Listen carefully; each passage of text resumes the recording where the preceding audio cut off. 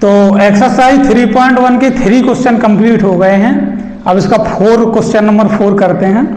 ठीक है, इस क्वेश्चन नंबर 4 में 4 पार्ट हैं। पहले फर्स्ट पार्ट करते हैं। ठीक है, तो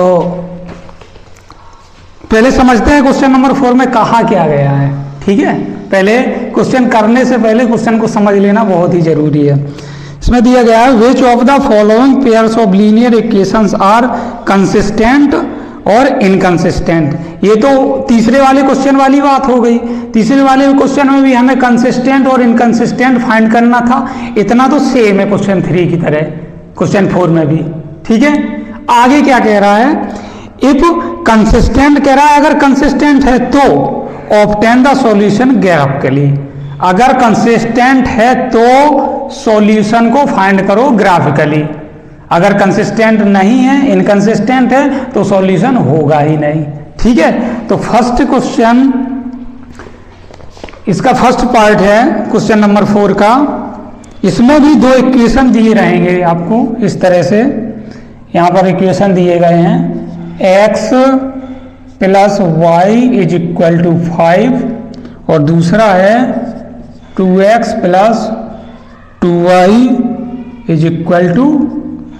10। ठीक है, अब हमें करना है क्या, a1/a2 और b1/b2 को फाइंड कर लेना है। तो यहां से हम फाइंड करेंगे क्या, a1/a2 की वैल्यू, दूसरा b1/b2 की वैल्यू, तीसरा c1/c2। ठीक है, दोनों इक्वेशन को कंपेयर करने पर हमें प्राप्त होगा, यहाँ से a1 इसके साथ कोफिशिएंट क्या है, 1 है, तो हो जाएगा 1/2। ये आ गया a1/a2। दूसरा b1, यहाँ पर भी b1/b2 भी क्या हो जाएगा, 1/2, क्योंकि y का कोफिशिएंट 1 है और दूसरे इक्वेशन y का कोफिशिएंट 2 है, तो ये b1/b2 आ गया। तीसरा c1/c2 क्या है, 5/10। ठीक है, तो यहां से हमें a1/a2 मिला है 1/2, b1/b2 भी 1/2 और c1/c2 5/10 को भी हम 1/2 लिख सकते हैं। ठीक है, तो इसका मतलब क्या है, ये यहां से कंक्लूजन निकलता है। क्या कंक्लूजन निकलता है, a1/a2 = b1/b2 = c1/c2। अगर ये होता है तो क्या होता है, कंसिस्टेंट होता है कि इनकंसिस्टेंट होता है। इसका मतलब है इसके इनफाइनाइटली मैनी सॉल्यूशन होंगे।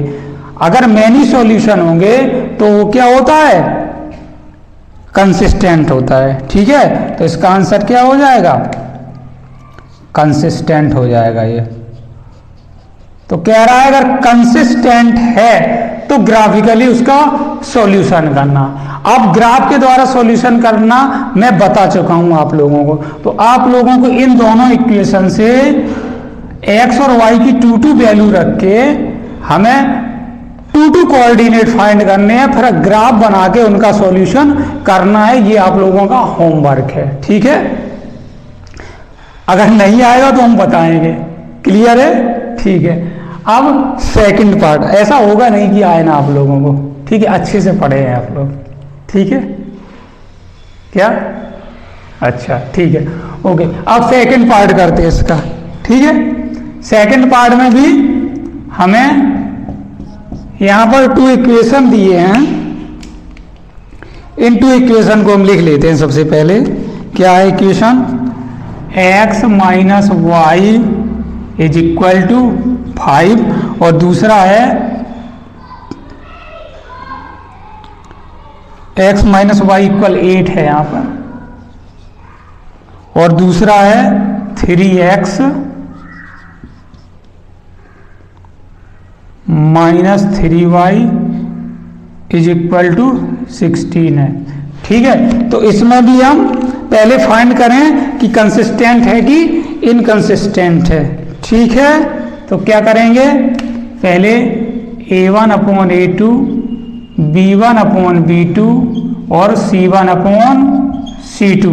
तो यहां से देखो a1/a2 कितना आ जाएगा, 1/3 3 आ जाएगा। कितना आ गया? 1/3।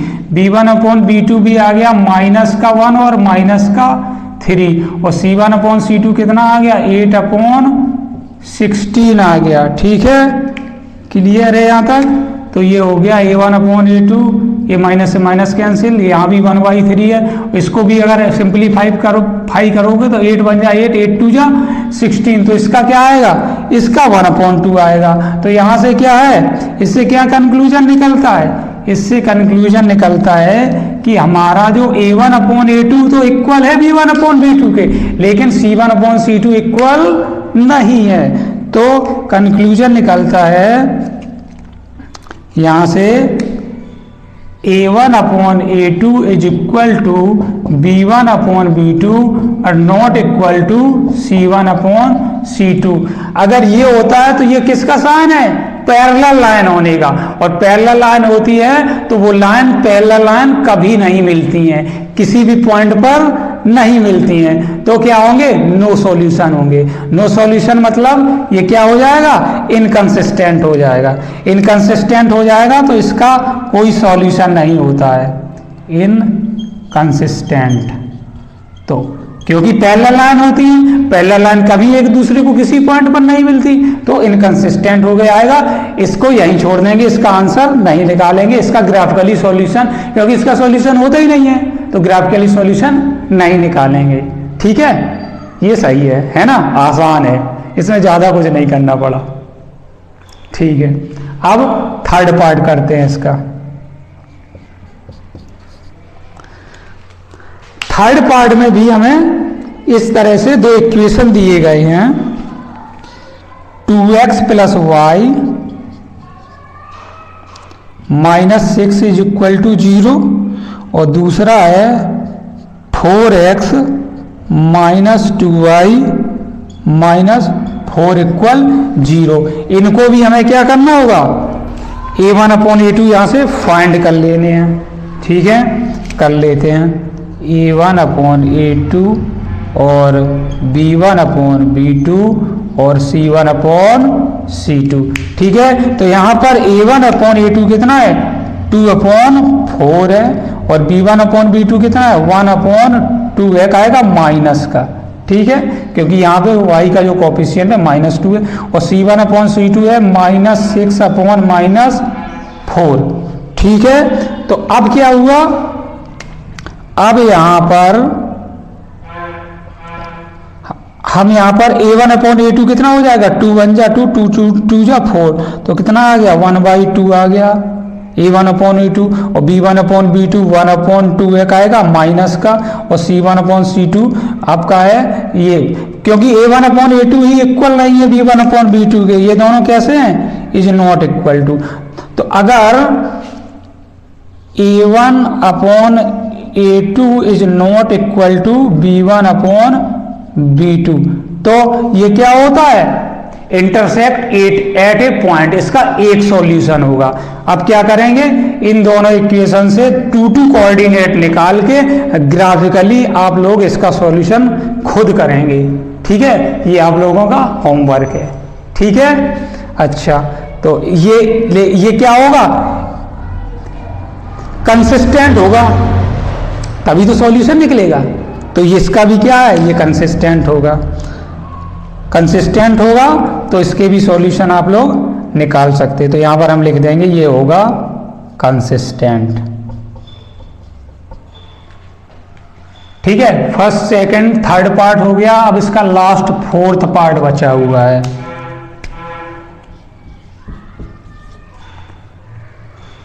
फोर्थ पार्ट को भी कर लेते हैं। यहां पर देखते हैं इक्वेशन क्या दिए गए हैं फोर्थ पार्ट में।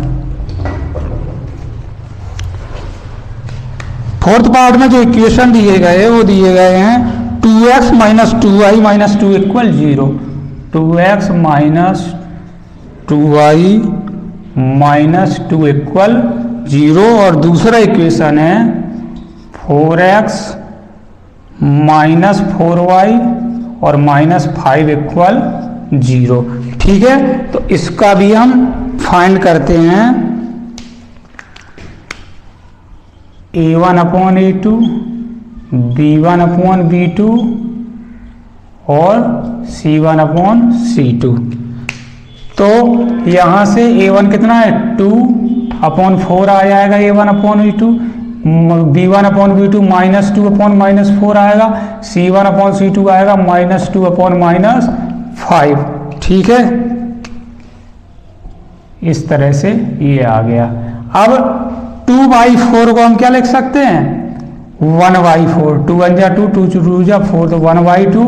इसका माइनस माइनस कैंसिल, ये भी क्या है 1/2, और ये क्या है माइनस से माइनस कैंसिल, ये है 2/5 है। तो यहां से क्या निकल रहा है, क्या इक्वल है, ये है A1 अपॉन A2, ये है B1 अपॉन B2 और ये है C1 अपॉन C2। तो A1 अपॉन A2 तो इक्वल है